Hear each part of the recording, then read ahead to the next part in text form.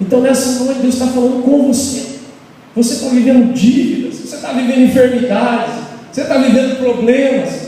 Deus está dando essa palavra em primeiro lugar para você. Você fala, que pena, se meu marido tivesse vindo hoje no culto, isso é maravilhoso, essa palavra era para ele. Oh meu Deus, por que meu filho não veio hoje? A palavra era para o meu filho. Oh Senhor, a minha esposa devia ter vindo, não veio hoje, era para ela essa palavra. Não, Senhor, é para quem está aqui, é para mim e para você essa palavra. Nós somos servos de Deus. Deus nos trouxe aqui. Você não veio aqui por acaso, você não veio aqui por acidente, não é uma coincidência, é providência de Deus. Você está aqui essa noite para ouvir a palavra e saber que Deus fala pessoalmente com seus filhos. Ele não manda recado, não, ele fala direto, pela sua palavra, no poder do Espírito Santo. Amém? Tem coisas que são intransferíveis. Isso é uma coisa intransferível. Na nossa vida tem coisas que são necessárias, prioritárias e intransferíveis. Por exemplo, educação de filho é intransferível, transferível. A igreja ajuda, a escola faz seu papel, mas quem educa os filhos? Os pais. É intransferível. Não adianta. Pode pagar a melhor escola, pode estar na melhor igreja, que aquele papel que é do pai e da mãe ninguém substitui. Quem é que tem que amar sua esposa? O pastor? Os irmãos da igreja? Claro que sim, mas isso é intransferível, é responsabilidade sua. Quem é que tem que respeitar o marido? Você, em primeiro lugar, responsabilidade transferível sua. Quem é que tem que buscar a Deus? Você, responsabilidade intransferível. Eu, nós, cada um individualmente. E é isso que faz todo o cenário mudar. Josué, no capítulo 1, que o pastor Gilson acho que falou semana passada, estava desanimado, prostrado, congelado, não conseguia se mover, não conseguia caminhar. Mas quando ele ouviu Deus dizendo para ele: você tem que se levantar, seja forte e corajoso. Não foi a única vez que ele ouviu isso. Ele ouviu isso aqui, ouviu mais 3 vezes essa mesma palavra no capítulo 1 de Josué. Mais 3 vezes. E Deus fez coisas extraordinárias. Quando você lê o capítulo 6, verso 27, diz: a fama de Josué corria por toda parte, porque o Senhor era com ele. Deus estava na vida. E quando ele foi atravessar o Jordão, um dos maiores desafios, Deus disse para ele: hoje eu vou começar a engrandecer você diante desse povo, para que o povo saiba que assim como eu fui com Moisés, eu estou com você. Deus tem a hora de engrandecer, Deus tem a hora de exaltar, Deus tem a hora de mudar a história, de mandar a provisão e de fazer que o nome dele seja glorificado na nossa vida, em nome de Jesus. Amém? Então, meus irmãos, nós precisamos ser fortes e corajosos, porque é uma ordem de Deus, é uma responsabilidade pessoal, quer dizer, intransferível, e também é uma preparação para o futuro, é uma preparação para aquilo que Deus tem para nós no futuro. Observa aí o que o texto diz, veja bem. Ele diz assim: o Senhor deu essa ordem a Josué, filho de Nun: seja forte e corajoso, pois você conduzirá os israelitas à terra que prometi sob juramento. Algo que ainda ia acontecer. Deus tinha algo para dar para aquele povo. Ele tinha um desafio futuro. O primeiro desafio de Josué estava nele mesmo. O primeiro desafio não era o Jordão, o primeiro desafio não era Jericó, o primeiro desafio não eram os ímpios, os cananeus que estavam dentro daquela cidade. O primeiro desafio estava nele mesmo. Por isso Deus teve que quebrar o primeiro desafio, que era no seu coração. Ele precisava romper essa barreira que estava nele mesmo, sabe, de enfrentar esse desafio, porque era uma preparação para aquilo que viria. Depois que ele rompeu o desafio nele mesmo, aí ele conseguiu superar o Jordão, aí ele conseguiu superar Jericó, e aí ele foi avançando, e Deus foi fazendo acontecer. Então, porque é uma condição, é uma preparação. Você pensa que essa é a última situação difícil que você está vivendo? Só vai ser se você morrer, não é? Só vai ser se você morrer. Se você morrer, não vai ter mais. Aí glória a Deus, vai estar no céu com os anjos louvando o Senhor, não vai ter mais problema. Mas esse é o de hoje, porque o de amanhã nós não sabemos qual será. Mas esse de hoje, sendo enfrentado com coragem, com ousadia, com força, vai nos preparar para aquilo que virá amanhã. Perceba, Deus colocou Davi, numa condição em que o pai dele colocou ele cuidando das ovelhas, e os irmãos foram para o exército. Ele ficou com um trabalho um pouco desagradável, vamos dizer assim, comparado aos irmãos que estavam no exército do rei Saul, que eram bem-quistos pelo pai, que eram amados, elogiados, porque faziam parte do exército de Israel, e ele ficava cuidando de ovelhas. Tinha que dormir ao relento para proteger as ovelhas. Tinha que levar certas distâncias para dar pastagem nova para as ovelhas. Ele estava vivendo situações difíceis. E dentro desse cenário, ele enfrentou um dia um leão e um urso. A gente sabe pela narrativa bíblica. E talvez Davi pensou: puxa, esse foi o maior desafio da minha vida. Nunca imaginei que eu ia precisar enfrentar um leão e um urso. Eu vi algumas raposas aí, alguns bichos, mas nunca pensei que eu ia ter que enfrentar um leão e um urso. E Deus me deu a graça de vencer um leão e um urso. Ele achava: agora já estou super, não tem mais nada para mim. Na agenda dele não tinha mais nada, mas na agenda de Deus tinha o quê? Golias, filisteus, Saul. Só Deus sabia o que tinha, e graças a Deus, porque se Deus abrir a agenda antes, a gente já sai correndo na hora.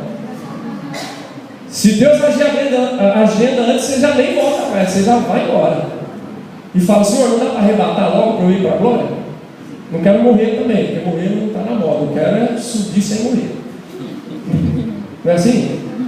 Então, ele não sabia, e você não sabe também. Então a gente pensa que essa situação agora é a mais dramática, é porque é de hoje, é de agora. Mas o que vem amanhã, eu sei lá, não quero nem saber. Eu só quero enfrentar essa com ousadia e com coragem, porque quando vier a próxima, eu vou estar com couro grosso, entendeu? Eu vou estar robusto.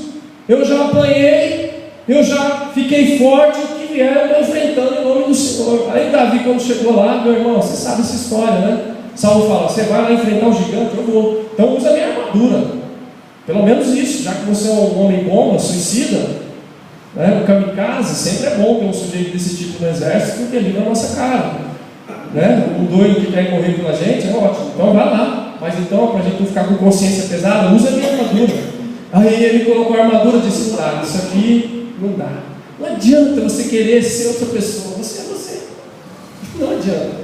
A roupa de Saul não dava certo nele, porque não era para ele, porque não era aquilo que Deus queria fazer. Deus queria fazer de outra maneira. E a gente tem um negócio conosco, nós temos um negócio com a gente que a gente quer pedir para Deus e já dar o script, como que a gente quer que aconteça. Acho que acontece só comigo, com você não, né? Senhor, olha, eu acho que eu estou precisando disso, Senhor, é bom, é mais fácil para o Senhor que aconteça assim. O Senhor usa o plano de tal dia, tal hora, desse jeito, aquilo lá que eu quero, daquela cor, daquele jeito, tal. E Deus fala assim: olha, você não sabe de nada, vou fazer tudo diferente. O dia não vai ser esse, a pessoa não vai ser aquela, vou fazer tudo diferente, para que você entenda que eu sou Deus, e que eu cuido de você muito melhor do que você mesmo. Tem, extraordinário. Então Davi vai daquele jeito mesmo, enfrenta o gigante. E o gigante fica até chateado, pensando: que zombaria, manda esse garoto com um pedaço de pau com uma pedra. Pode deixar até uma pedra aqui para ilustrar. Uma pedra, ele está de brincadeira, e aquele gigante cai.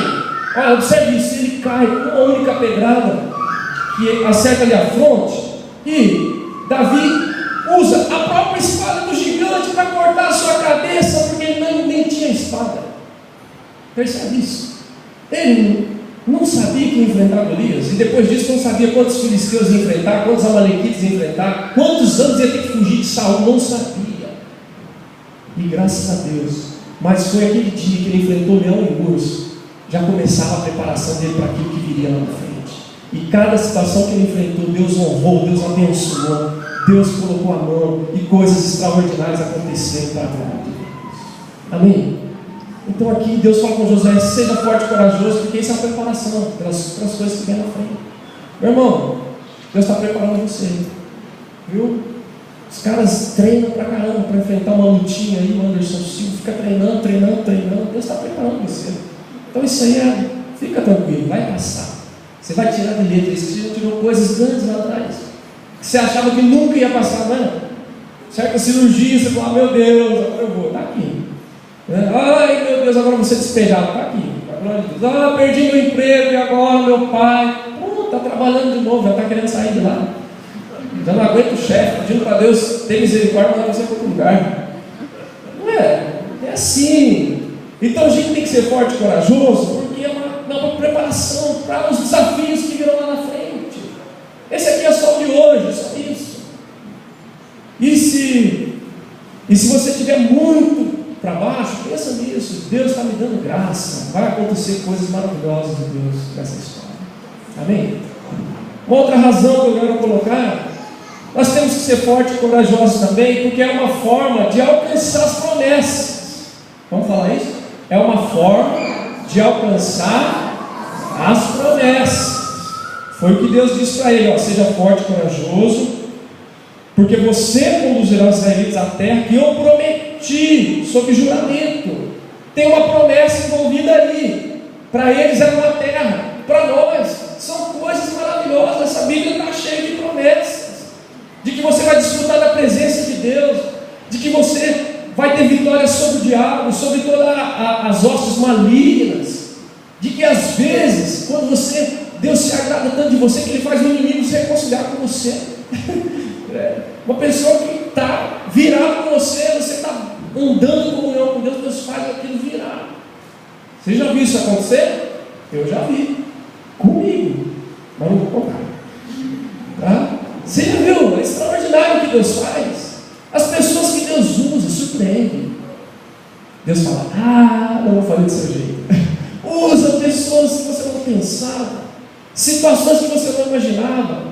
Dinheiro vem de outra maneira, totalmente diferente. Você fala: meu Deus, que maravilha. Então isso é extraordinário, a gente perceber que as promessas de Deus vão se cumprir. Por quê? O Novo Testamento diz assim, que em Jesus está o sim e o amém de Deus para todas as promessas que Deus tem para nós. Tudo que Deus tem para mim e para a sua vida nunca vai cair por terra. Por quê? Porque aqui você tem um pastor forte? Não. Porque aqui a unção desse lugar é melhor que de qualquer lugar? Não. Porque você é melhor que os outros? Não. Porque as promessas de Deus já ganharam o sim e o amém, o assim seja em Jesus.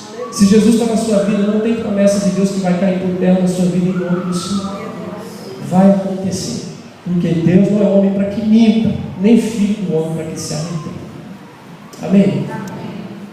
Então, a razão é essa, é uma forma de alcançar as promessas. Fica firme, porque Deus e as suas promessas vão se cumprir na sua vida. Não é? O que Deus tem para você? Quanta coisa. Tem gente aqui que orava para o pai se converter, o pai está aqui. Amém? Glória a Deus. Tem gente que queria ver o pai liberto, está aqui, para a glória de Deus. Tem gente que queria ver um querido sair de uma situação dramática, está aqui, para a glória de Deus. Tem gente que gostaria de ter sua casa. Tem casa ou não? Está aí, para a glória de Deus. Está morando debaixo da ponte, tem sua casa. Vai ter que pagar 35 anos, vai lá dentro. Você não queria a casa? Ele tem uma casa. Tem gente que estava com o casamento destruído. E hoje? Está aqui, restaurado, para a glória de Deus. Amém.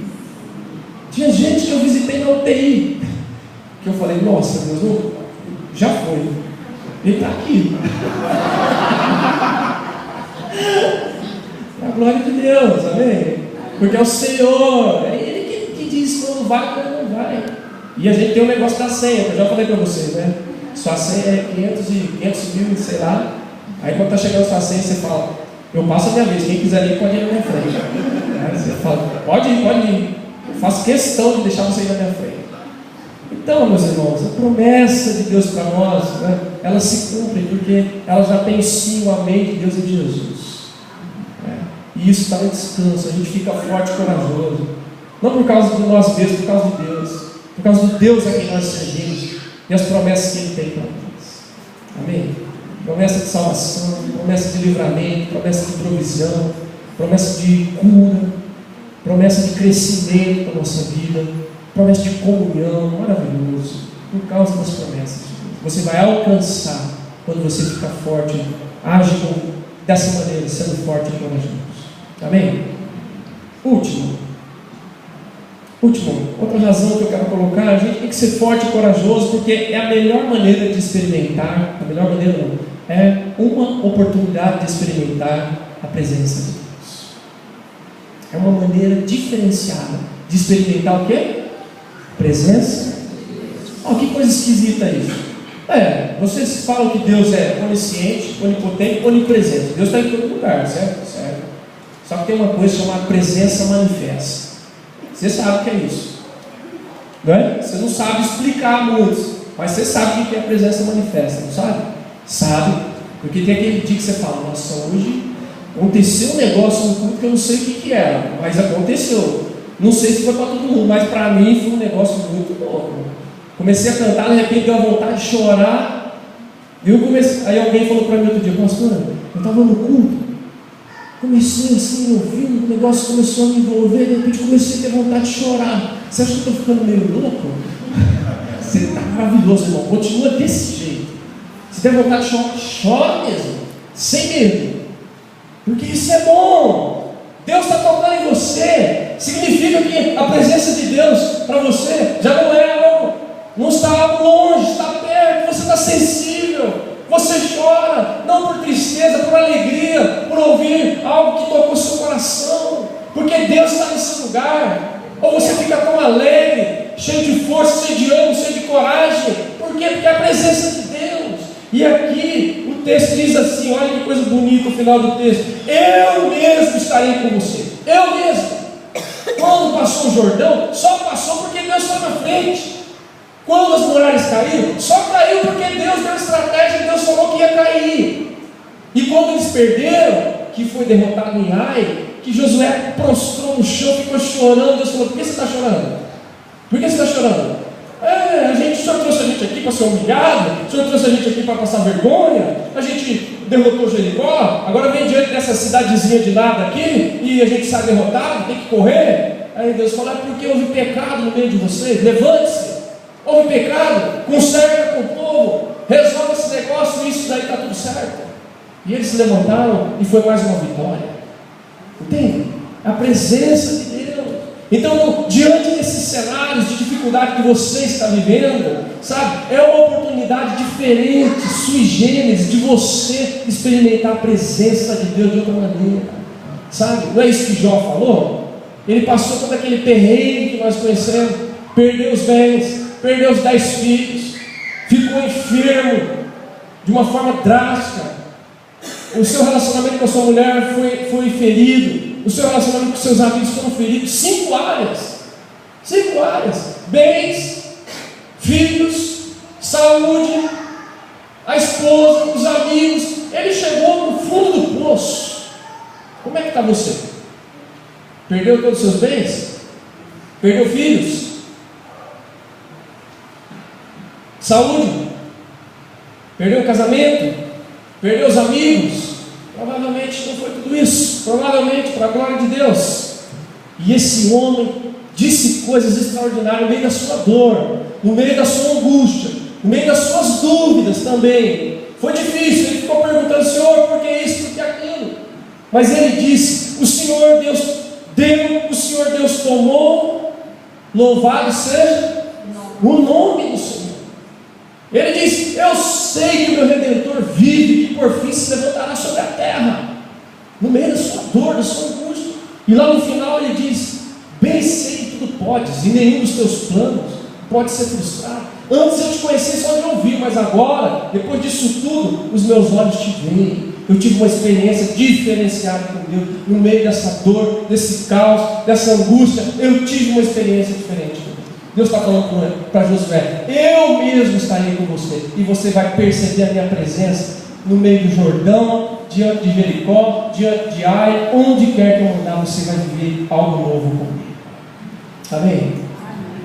Essa é a razão para a gente ser forte corajoso. Deus tem razões para a gente ser forte corajoso. Amém? E isso só pode acontecer por causa da graça de Deus, por causa do poder do Espírito Santo de Deus e por causa do sacrifício do Filho de Deus. Amém? Você pode ser forte e corajoso, porque é Deus que vai te capacitar. Amém? O apóstolo Paulo, lá na prisão em Filipos, ele escrevia para os irmãos lá de fora e dizia: tudo posso naquele que me fortalece. Eu posso, não por mim mesmo, mas porque Deus está na minha vida. Amém? Meu irmão, É tempo de ser forte e corajoso. Tá? Primeiro, porque é uma ordem, não é uma opção. Segundo, porque é uma responsabilidade transferível, é pessoal, é sua. Terceiro, porque é uma preparação para o futuro, para aquilo que Deus vai trazer. Quarto lugar, porque é uma forma de alcançar as promessas que Deus tem para você. E em último lugar, porque é uma grande oportunidade de você experimentar a presença de Deus de uma forma diferenciada. Amém? Me diga uma coisa, você crê nisso? Amém? Então vamos colocar nossa vida nas mãos do Senhor. Vamos ficar de pé e vamos orar. Vou pedir para os irmãos